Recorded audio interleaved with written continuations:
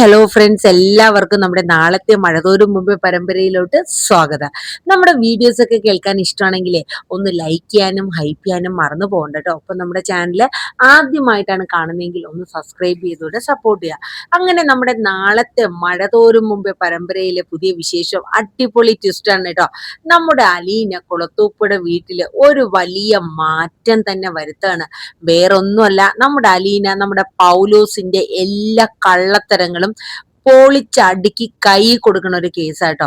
കാരണം കുറേയായി അതിനു വേണ്ടി നമ്മുടെ അലീന കുറെ നിരാഹാരമൊക്കെ 2-3 ദിവസം കിടന്നു, ഇച്ചിരി കഷ്ടപ്പെട്ടു. പക്ഷെ എങ്കിലും തന്റെ പപ്പ തന്റെ വരുതിക്ക് തന്നെ വന്നു. കാരണം വേറൊന്നുമല്ല, നല്ലൊരു കാര്യത്തിന് വേണ്ടിയിട്ടാണ് ആ ഒരു വാശി അലീന പിടിച്ചത്. കാര്യം വേറൊന്നുമല്ല, നല്ല രീതിയിലുള്ള തിരിമറിയും പൈസ ഒരുപാട് പാഴാക്കി കളയുന്ന ഒരു അവസ്ഥ. അങ്ങനെ അലീനയ്ക്ക് വല്ലാത്തൊരു ബുദ്ധിമുട്ടായിരുന്നു കേട്ടോ. എന്ത് ചെയ്യണമെന്ന് അറിഞ്ഞൂടാ. അങ്ങനെയാണ് അലീന ഉപവാസം ഇരുന്നത്. അവസാനം തന്റെ പപ്പ ഒരു തീരുമാനം പൗലോസിനോടും കൂടെ പറഞ്ഞു. നമ്മളത് എപ്പിസോഡിൽ കണ്ടായിരുന്നു. അതായത് എന്റെ മകളാണ് അലീന, അലീന പറയുന്ന പോലെ ഇനി അടുക്കളയിലെ കാര്യങ്ങള്, ഇന്ന് ഫുഡ് വേണ്ടെങ്കിൽ വേണ്ട, ഇന്ന് സദ്യവട്ടം വേണമെങ്കിൽ അതങ്ങനെ, അതുകൊണ്ട് നീ കണ്ടു അറിഞ്ഞുമൊക്കെ നിന്നു, നിനക്കത് പറ്റില്ല എന്നുണ്ടെങ്കിൽ നീ എന്നോട് പറയുക. അങ്ങനെ നമ്മുടെ പൗലോസിന് വലിയൊരു അടി തന്നെയാണ് കേട്ടോ. അങ്ങനെ രാവിലെ ആവേണ് നമ്മുടെ സ്റ്റാൻലിയും അതുപോലെ നമ്മുടെ ഔദക്കുട്ടിച്ചായനും രാവിലെ തന്നെ മോർണിംഗ് വാക്കിനായിട്ട് പോവേണ് കേട്ടോ. അങ്ങനെ പതിവില്ലാത്ത ഒരു കാര്യം ഇന്ന് കുറേ വർഷങ്ങൾക്ക് ശേഷമാണ് നമ്മുടെ ലാലിച്ചൻ ഒരു നടത്തേക്ക് ആസൂത്രണം ചെയ്തത്. അപ്പൊ പോകുമ്പോ ഒരു കൂട്ടിനായിട്ട് നമ്മുടെ ഔദക്കുട്ടിച്ചായനെയും കൂടെ ലാലിച്ചൻ കൂട്ടിയായിരുന്നു. വല്യപ്പച്ചനും അല്ല അപ്പച്ചനും കൂടെ വാട്ടേന്നും പറഞ്ഞ് രണ്ടുപേരും കൂടെ പോയി വരേണ്. അപ്പൊ അലീന രാവിലെ എഴുന്നേറ്റ ഉടനെ തന്നെ നേരെ അടുക്കളയിലോട്ട് അങ്ങ് കയറി നല്ല അടിപൊളി ചായ ഇട്ടു. അടിപൊളി ചായ ഇട്ടിട്ട് നേരെ അത് നമ്മുടെ ആന്റപ്പനും കൊടുത്തു, ബൈജുവിനും കൊടുത്തായിരുന്നു. അപ്പോഴേക്കും നമ്മുടെ വല്യപ്പച്ചനും വന്നു, സ്റ്റാൻലിയും വന്നായിരുന്നു കേട്ടോ. അപ്പൊ വല്യപ്പച്ചന് നല്ലൊരു ചായ കൊണ്ടുവന്ന് കൊടുത്തിട്ട് അല്ല, ഇതെന്താ ഇന്ന് പതിവില്ലാണ്ട്, പൗലോസ് ഇവിടെ ഇല്ലേടി മോളെ? പൗലോസായിട്ട് എഴുന്നേറ്റ് വന്നേ ഉള്ളൂ വല്യപ്പച്ച, ഞാൻ രാവിലെ എഴുന്നേറ്റപ്പോ അങ്ങ് അടുക്കളയിൽ കയറി, അതുകൊണ്ട് ചായ വെച്ചേ ഉള്ളൂ എന്ന് പറഞ്ഞു. അങ്ങനെ നമ്മുടെ അലീന ചായയൊക്കെ കൊടുക്കാണ്. അല്ല, ഇന്നെന്താ പതിവില്ലാണ്ട് നടക്കാനൊക്കെ പോയത്?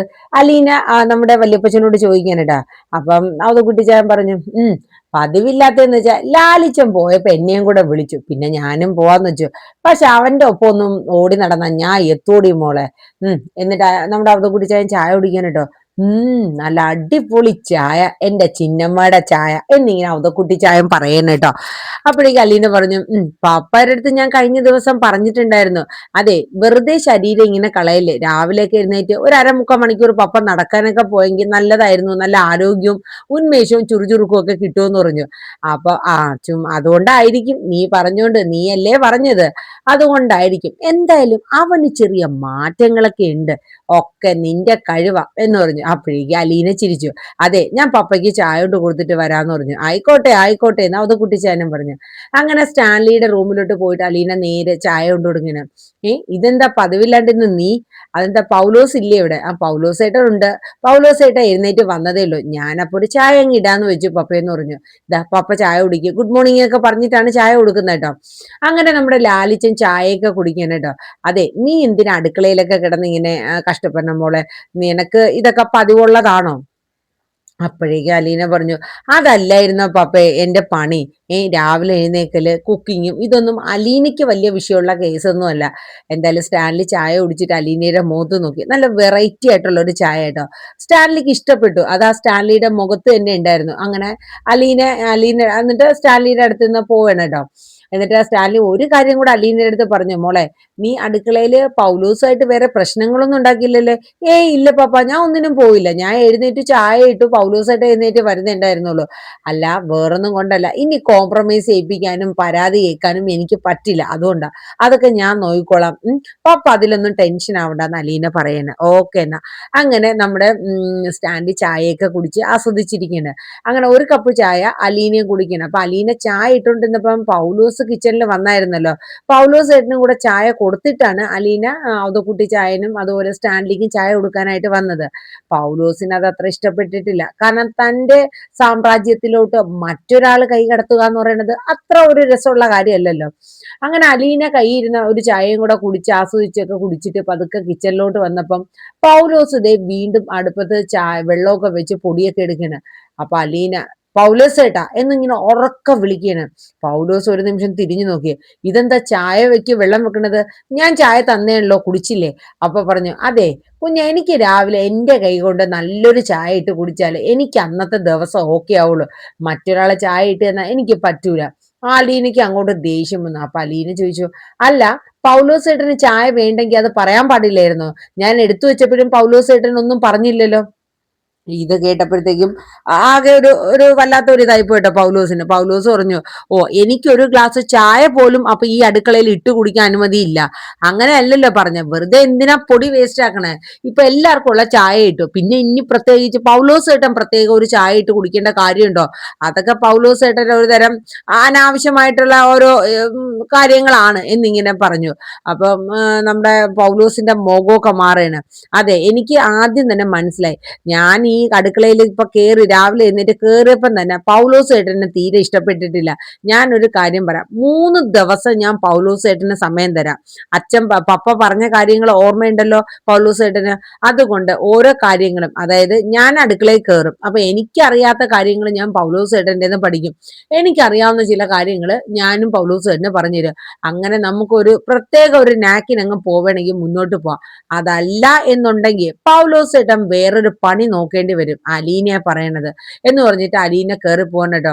പൗലോസിന് അങ്ങോട്ട് ദേഷ്യം വരണം. കണ്ടില്ലേ അവളെ ഒരു അഹമ്മതി. അങ്ങനെ പൗലോസ് പുറൂർത്തോണ്ടിരുന്നപ്പോ ബൈജു കയറി വരണേ. എന്താ പൗലോസ് ഏട്ടാ? ഒന്നുമില്ല, എനിക്കിപ്പോ വന്ന് വന്ന് ഈ അടുക്കളയിൽ ഒരു ചായ പോലും ഇട്ട് കുടിക്കാനുള്ള സ്വാതന്ത്ര്യമില്ല. അതെന്താ?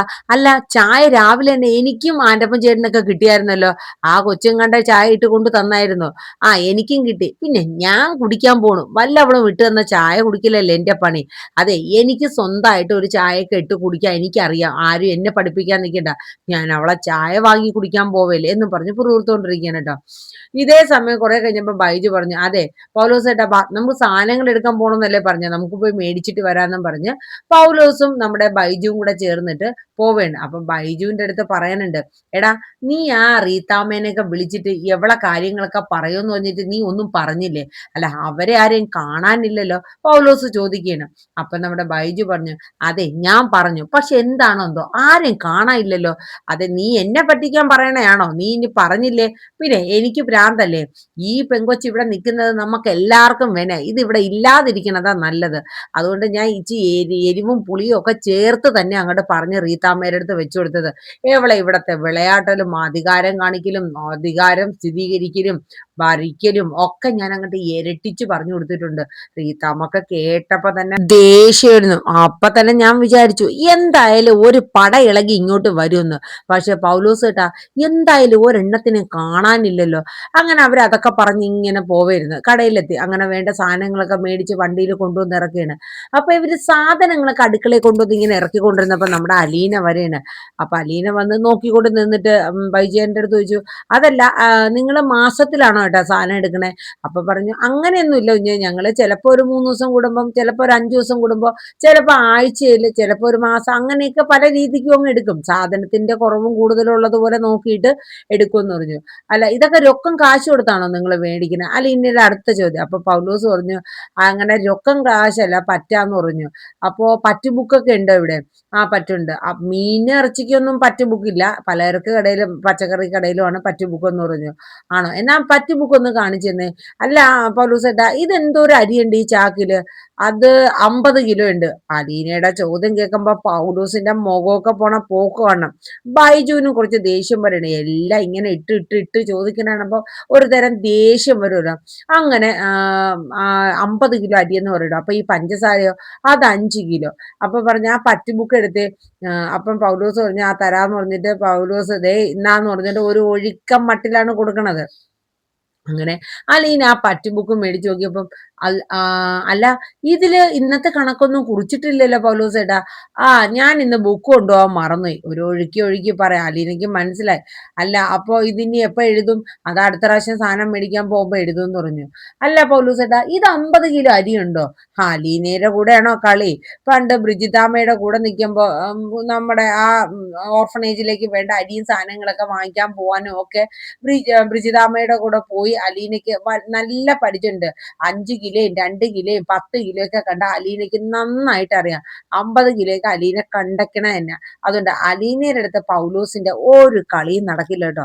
അങ്ങനെ അലീന പറഞ്ഞു ഇത് 50 കിലോ ഉണ്ടാവാൻ വഴിയില്ല എന്ന് പറഞ്ഞു. എന്നിട്ട് പറഞ്ഞു ഈ പട്ടിബുക്കിൽ ഇതിന് മുന്നേ എഴുതിയിരിക്കുന്ന കണക്കിൽ 30 കിലോ അരി മേടിച്ചിട്ടുണ്ടല്ലോ. അപ്പോഴേക്കും പറഞ്ഞു 30 കിലോ മേടിച്ചിട്ടുണ്ടായിരുന്നു. അപ്പം 10 കിലോ അല്ലാണ്ടും എഴുതിയിട്ടുണ്ട്. അപ്പം മൊത്തം 40 കിലോ. അപ്പൊ 40 കിലോ അരി 5 ദിവസം മുന്നേ ഇവിടെ മൊത്തത്തിൽ ഉണ്ടായിരുന്നു. എന്നിട്ടാണ് ഇന്ന് പോയി 50 കിലോ മേടിച്ചത്. അപ്പൊ പൗലോസ് പറഞ്ഞു ആ അരിയൊക്കെ അകത്തിരിപ്പുണ്ടെന്ന് പറഞ്ഞു. എവിടെ ഇരിക്കണം ഞാൻ നോക്കട്ടെ. അപ്പോഴേക്കും നമ്മുടെ ഔതക്കുട്ടി ചേട്ടൻ പറയണേ എന്താണ് ചിന്നമ്മ ഇവിടെ? ഒന്നുമില്ല, കടയിൽ നിന്ന് സാധനങ്ങളൊക്കെ മേടിച്ചോണ്ട് വന്നു വല്യപ്പച്ച. അപ്പൊ അതൊക്കെ ഒന്ന് നോക്കിയതാ. ഈ ചാക്കി ഇരിക്കണേനെ 50 കിലോ ഉണ്ടെന്ന് പറയുന്നു. എനിക്ക് കണ്ടിട്ട് 50 കിലോ തോന്നുന്നില്ല. അപ്പോഴേക്കും നമ്മുടെ ഔതക്കുട്ടി ചായനെ അതിലോട്ട് നോക്കിയാണ്. അപ്പോഴേക്കും പൗലോസിന്റെ മുഖം മാറി. പൗലോസ് അപ്പൊ തന്നെ അല്ല ഇത് 40 കിലോ.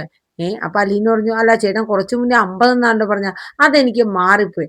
അപ്പൊ അലീന ചോദിച്ചു അപ്പൊ മൊത്തം 40 കിലോ 5 ദിവസം മുന്നേ മേടിച്ചു, അത് കൂടാണ്ട് 50 കിലോ ഇപ്പം മേടിച്ചു. അപ്പൊ അരി ഇവിടെ ഇരിപ്പുണ്ട്. അങ്ങനെ അലീനെ ചെന്ന് നോക്കിയപ്പോ ഒരു 2 കിലോ എങ്ങാണ്ട് അരിയേ ഉള്ളൂ. അല്ല അരി ഇതിൽ ഇല്ലല്ലോ ഏട്ടാ. അത് തീർന്നു. അല്ല തീർന്നു എന്ന് പറയാൻ 5 ദിവസം കൊണ്ട് 40 കിലോ അരി തീർന്നു. അലീനയുടെ സംശയം. അലീന ഇങ്ങനെ ചിന്തിക്കുകയാണ്. അല്ല 2 ദിവസം ഞാൻ ഉപവാസമൊക്കെ ആയിരുന്നു. വല്യപ്പച്ച 2 ദിവസം ഇവിടെ ഇല്ലായിരുന്നു. പിന്നെ പപ്പയും നിങ്ങളും മാത്രം ഉണ്ടായിരുന്നു. ഈ 40 കിലോ അരിയും ഇത്രയും ദിവസം കൊണ്ട് തീർന്നോ? അതിന് മാത്രം ആഹാരം കഴിച്ചോ എന്റെ പപ്പ? അല്ല ഞങ്ങളും കഴിച്ചല്ലോ. എന്നാലും പൗലോസ് ഏട്ടാ നിങ്ങൾ കഴിച്ചാൽ തന്നെ ഇത്രയും അങ്ങോട്ട് തീരുമെന്ന് ഇങ്ങനെ ചോദിക്കണം കേട്ടോ. അപ്പോഴേക്കും പൗലോസിന്റെയും ബൈജുവിന്റെയും മുഖമൊക്കെ മാറി. അപ്പം നമ്മുടെ ഔതക്കുട്ടി ചായനെ അടുത്തോട്ട് വന്നിട്ട് ചോദിച്ചു എടാ എന്താണ് വല്ല തിരിമറികളും നടത്തിയിട്ടുണ്ടോ? ഞങ്ങളൊന്നും ചെയ്തിട്ടില്ല. ഇനി കടക്കാരന് വല്ല മാറിപ്പോയോ എന്തോ എന്നറിയില്ല എന്ന് പറഞ്ഞു. ആണോ? അപ്പം നമ്മുടെ അലീന പറഞ്ഞു അല്ല വല്യപ്പച്ചന് വണ്ടി ഓടിക്കാൻ അറിയാലോ. അതെ പൗലോസ് ഏട്ടാ ഈ സാധനങ്ങളൊക്കെ എടുത്ത് ആ ജീപ്പിലോട്ട് കയറ്റാൻ പറഞ്ഞു. ബൈജുവേട്ടനും കൂടെ കയറ്റാൻ പറഞ്ഞു. അപ്പൊ അവര് രണ്ടുപേരും മുഖത്തോട് മുഖം നോക്കിയാണ്. പണി പാളി. എന്തായാലും ഇന്ന് എല്ലാ കള്ളത്തരങ്ങളും പിടിക്കപ്പെടുമെന്നാ തോന്നണേ. ബൈജുവും വല്ലാണ്ട് നിൽക്കുക. അങ്ങനെ സാധനങ്ങളൊക്കെ രണ്ടുപേരും കൂടെ ജീപ്പിനകത്ത് കയറ്റി. അലീനയും കയറി, ഔതക്കുട്ടിച്ചായനും കയറി. അല്ല നിങ്ങൾ കയറണല്ലേ? ഔതക്കുട്ടിച്ചായൻ ചോദിച്ചു. പരിങ്ങി നിൽക്കാണ്. അപ്പൊ ഔതക്കുട്ടിച്ചായൻ പറഞ്ഞു കേരള വണ്ടിയില്ല എന്ന് പറഞ്ഞു. അപ്പൊ രണ്ടുപേരും കയറി കേട്ടോ. അങ്ങനെ കടയിൽ കൊണ്ടുവന്ന് നിർത്തി വണ്ടി. സാധനങ്ങളൊക്കെ എടുത്ത് പുറത്തു വെച്ചു. അതിന്റെ അലീന ചോദിച്ചു ചേട്ടാ ഈ കടയില് സാധനങ്ങൾ മേടിക്കുക ഇതിന്റെ പറ്റിബുക്കിൽ ഒന്ന് എഴുതി തരാമോ എന്ന് ചോദിച്ചു. അപ്പം ഇത് ഏതാ കുട്ടിയെന്ന്. അപ്പം ഔതക്കുട്ടിച്ചായൻ പറഞ്ഞു ഇതേ സ്റ്റാൻലിയുടെ മോളാ. എനിക്ക് ആളെ കണ്ടിട്ട് മനസ്സിലായില്ലല്ലോ ഏട്ടാ. അതാട്ടോ കൊച്ചിവിടെ ഒന്നും അല്ലായിരുന്നു. അവളിവിടെ അല്ല, അവള് ദൂരെയായിരുന്നു. അവളിപ്പോ വന്നതേ ഉള്ളൂ എന്ന് പറഞ്ഞു. എന്നിട്ട് അലീന ഓരോ കാര്യങ്ങളായിട്ട് പറയണം. ചേട്ടാ ഇത് 50 കിലോ അരിയാണോ? അപ്പം എഴുതി കൊടുത്ത പറ്റുബുക്കിൽ എഴുതി 50 കിലോ അരി 5 കിലോ പഞ്ചസാര. പക്ഷെ അതനുസരിച്ച് സാധനങ്ങൾ തൂക്കുമ്പോ അത്രയും ഇല്ല. അപ്പൊ അരി നോക്കുമ്പോ തീരെ കുറവാ. അപ്പൊ അലീന ചോദിച്ചു ചേട്ടാ 50 കിലോ അരി എന്നല്ലേ എഴുതിക്കണേ, ഇതിൽ അത്ര ഇല്ലല്ലോ.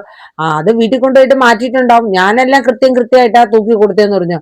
അലീനോ അതെങ്ങനെ ശരിയാവും, ഞങ്ങളെ കെട്ടുപോലും അയച്ചിട്ടില്ലല്ലോ, പിന്നെ എങ്ങനെ സാധനങ്ങൾ പറഞ്ഞ ചേട്ടാ ഇതിൽ എന്തെങ്കിലും ഇത് കാണിച്ചോ? അയ്യോ കൊച്ചെ ഞാൻ ഇത് ഇന്നും ഇന്നലെ തുടങ്ങിയ കച്ചവടമൊന്നും അല്ല, വർഷങ്ങളായി എന്ന് പറഞ്ഞു. എന്തായാലും കൊള്ളാം. പക്ഷെ ഇതിൽ തൂക്കത്തിലൊക്കെ ആകെ കള്ളത്തരം. അപ്പോഴേക്കും ഔതക്കുട്ടിച്ചായന് മനസ്സിലായി പൗലോസും ബൈജു ഒക്കെ ഇതിൽ നല്ല വെട്ടിക്കണേന്ന്. കടക്കാരനും മോശമല്ല, അയാളും അതുപോലെ വെട്ടിക്കല നടത്തുന്നുണ്ടെന്നുള്ളത് മനസ്സിലാവില്ല. അങ്ങനെ അലീന എല്ലാ കള്ളത്തരങ്ങളും കയ്യോടെ പൊക്കുകയാണ് കേട്ടോ. ആകെ അടിയേറ്റണക്കായി. പൗലോസിനെയൊക്കെ നല്ല പണി കിട്ടുന്ന അവസ്ഥയാണ്. അപ്പൊ ഇതൊക്കെയാണ് നാളെ വരുന്ന നമ്മുടെ പഴതോലും മുമ്പ് പ്രൊമോയില് കാണിക്കുന്നത്. എന്തായാലും നമുക്ക് കാത്തിരിക്കാം നമ്മുടെ അലീനയുടെ അടുത്ത നീക്കങ്ങൾ എന്താണ്. പൗലോസിന്റെ പണി മിക്കവാറും തെറിക്കാനുള്ള എല്ലാ സാധ്യതകളും ഉണ്ട്. അപ്പൊ എന്തായാലും പുതിയ വിശേഷങ്ങൾക്കായിട്ട് നമുക്ക് കാത്തിരിക്കാം. നമ്മുടെ വീഡിയോസ് ഒക്കെ കേട്ട് ഇഷ്ടപ്പെട്ടു കഴിഞ്ഞാൽ ഒന്ന് ലൈക്ക് ചെയ്യാനും ഹൈപ്പ് ചെയ്യാനും മറക്കണ്ട. ഒപ്പം നമ്മുടെ ചാനൽ ആദ്യമായിട്ടാണ് കാണുന്നതെങ്കിൽ ഒന്ന് സബ്സ്ക്രൈബ് ചെയ്തുകൂടെ സപ്പോർട്ട് ചെയ്യുക. എല്ലാവർക്കും നല്ലൊരു ശുഭരാത്രി പറഞ്ഞുകൊണ്ട് നിർത്തുന്നു. ഒപ്പം നമ്മുടെ സാന്ത്വനം 2 ഇനി വരാനിരിക്കുന്ന ഒരു എപ്പിസോഡിന്റെ ഒരു അപ്കമിങ് എപ്പിസോഡ് ഞാൻ 6 മണിക്ക് ഇട്ടിട്ടുണ്ട്. കേൾക്കാത്തവരൊക്കെ ഉണ്ടെങ്കിൽ ഒന്ന് കേട്ട് സപ്പോർട്ട് ചെയ്യണം കേട്ടോ. അപ്പൊ ഇനി നമുക്ക് രാവിലെ 5 മണിക്ക് നമ്മുടെ സാന്ത്വനത്തിന്റെ നാളത്തെ വിശേഷവുമായിട്ട് നമുക്ക് വീണ്ടും കാണാം. അതുവരേക്കും tata bye bye, take care, thank you.